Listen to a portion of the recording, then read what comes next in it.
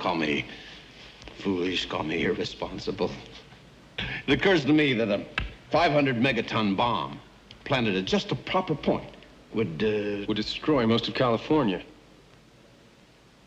Millions of innocent people would be killed. And the West Coast, as we know it, would fall into the sea. Bye-bye, California. Hello, new West Coast, my West Coast. That's Superman Christopher Reeve listening to criminal Gene Hackman plot to destroy the state of California in Superman in the new $40 million spectacular movie. Superman is the biggest and one of the best holiday films we'll be looking at on sneak previews. Two critics talking about the new movies. And this is Roger Ebert, the Pulitzer Prize-winning film critic of the Chicago Sun-Times. And across the aisle from me is Gene Siskel, film critic of the Chicago Tribune and CBS TV News in Chicago. You know, there's a tradition in the movie business that a lot of the biggest and best and most ambitious films open during the holiday season. Well, sometimes they live up to our expectations, and I think Superman certainly does, and sometimes, alas, they do not. Now, our next film, we had high expectations for it as well. And the big question, of course, with the movie Superman is, does it live up to its huge promotional and advertising campaign? Well, it had better, because I think the public is wising up to the fact that the bigger the advanced promotional hype on a film, the worse that film probably is. Well, a pleasant surprise this time. Superman is very entertaining. Kids should love it, even though it runs nearly 2.5 hours. Now, the big surprise is that the film's love story, and not the much-talked-about flying scenes, that's what makes Superman a hit. The movie begins on the planet Krypton as Superman's father, Marlon Brando, says goodbye to his baby son. Krypton's about to blow up, and the baby is about to be sent to Earth.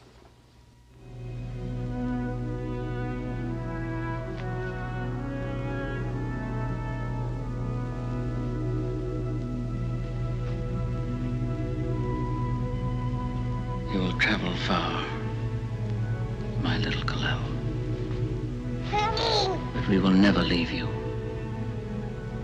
even in the face of our death. The richness of our lives shall be yours. All that I have, all that I've learned, everything I feel, all this and more, I bequeath you, my son. Brando was paid nearly $4 million for his brief role in the picture. He's almost worth it. He makes the fantasy, I think, believable. Now, later in the picture, when that little baby gets to Earth, of course, Superman adopts the guise of Clark Kent, mild-mannered you-know-what, for a great metropolitan newspaper, the Daily Planet. Christopher Reeve, until now an unknown off-Broadway actor, plays the bumbling Clark Kent to a T. Here he is on his first day at the Daily Planet with editor Jackie Cooper and Margot Kidder as reporter Lois Lane. Lois Lane, say hello to Clark Kent. Hold you one, Pete. Remember my dynamite expose on the sex and drug orgies in the senior citizens home? Remember the... How you doing? Jimmy Olsen, photographer. Oh, hi, Clark Kent. Nice to meet you. Coming and going. It's got everything. It's got sex, it's got violence, it's got the ethnic angle. I mean, look at it. Yeah, so is a lady wrestler with a foreign accent. Ken, can you open this? Oh, sure, Mr. White. This could be the basis for a whole series of articles, Making Sense of Senseless Killings by Lois Lane. I mean, we get psychologists, we get sociologists, we get... Lois, you're pushing a bunch of rinky-dink tabloid garbage. The Daily Planet has a tradition. I'm sorry. Gosh, I'm sorry. I didn't mean to shake it up like that. Oh, well, of course not, Lois. I mean, why would anyone want to make a total stranger look like a fool?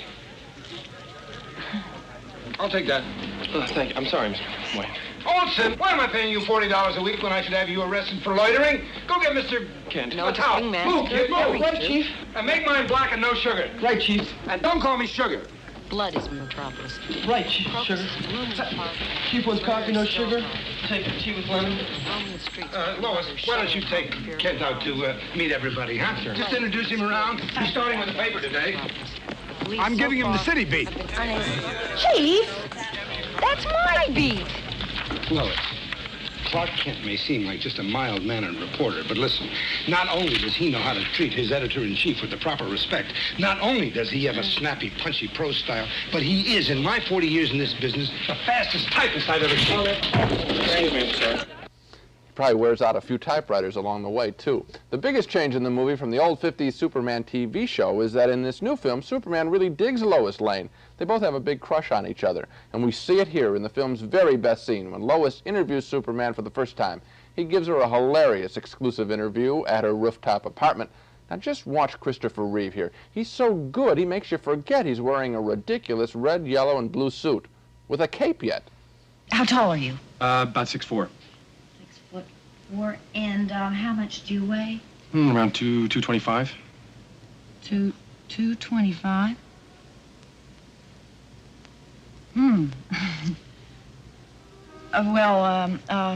I assume then that the rest of your bodily functions are normal?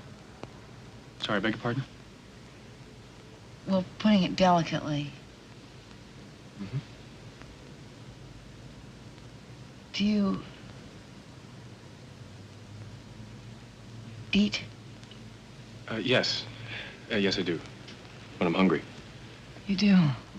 Of course you do. well then, is it true that you can see through anything? Yes, I can. Oh, pretty much. And that you're totally impervious to pain? Well, so far. What color underwear am I wearing? Oh, I'm sorry, I embarrassed you, didn't I? Oh, no. I did. No, not at all, Miss Lane. It's just that this platter must be made of lead. Yes, it is, so? Oh, you see, I sort of have a problem seeing through lead. Oh, that's interesting. Problems and first name. Do you have a first name? What do you mean, like Ralph or something? No, I mean like, Pink. Huh? Pink. A wonderful, charming scene. Now, the last 40 minutes of the film, though, is a juvenile crime story with Gene Hackman playing a soft criminal trying to blow up California. He's a namby-pamby sort of villain we used to see on that old Batman TV show. But, the love story. That's what makes Superman really worth seeing. The love story indeed. I knew the love story was coming. I thought the special effects were great. What surprised me was, look at it this way, this movie has been coming for 6 years. It's been announced 100 times. It cost $60 million, $40 million, a couple of $1 million one way or the other. A lot of money. I expected that with that kind of money, they would be very solemn in their approach toward the money they spent, toward the special effects. I was surprised that it had a sense of humor. The thing that surprised me about the movie is that along with everything else, it's one of the year's most refreshing comedies. I'll challenge you, though, on one point, and that's the special effects. As far as the flying special effects are concerned, I thought they were fine. You can't see any wires. But some of the special effects that weren't involving the flying, like a dam bursting, was an obvious model. There's a plane that falls out of the sky. What about when Superman is holding up the Earth's crust, for example, stops the earthquake? That's it's a not good too one. bad, no? But there's a helicopter shot that looks cheap. And there are many other things. I think they spent so much time on getting the flying right that they let some of the other stuff go. I really don't think we've made the movie sound too boring. He's holding up the Earth's crust, airplanes are flying out of the sky, dams are bursting, the California coast slides into the sea. It's really a pretty entertaining picture. It's a lot of fun, but I'll go back to the human terms, and specifically the performance of Christopher Reeve. This guy is a natural light comedian. He's just as good as Clark Kent as he is as Superman. He's really an actor to watch. And if the role had been cast in the wrong way, they would have been in big trouble. He pulls it off. They had a national talent search. For once, they found the right talent. And finally, we were both really enthusiastic about the sensational epic Superman. We went into the theater with our doubts and came out as believers. I did even more so than Gene, so 2 big yeses for the Man of Steel.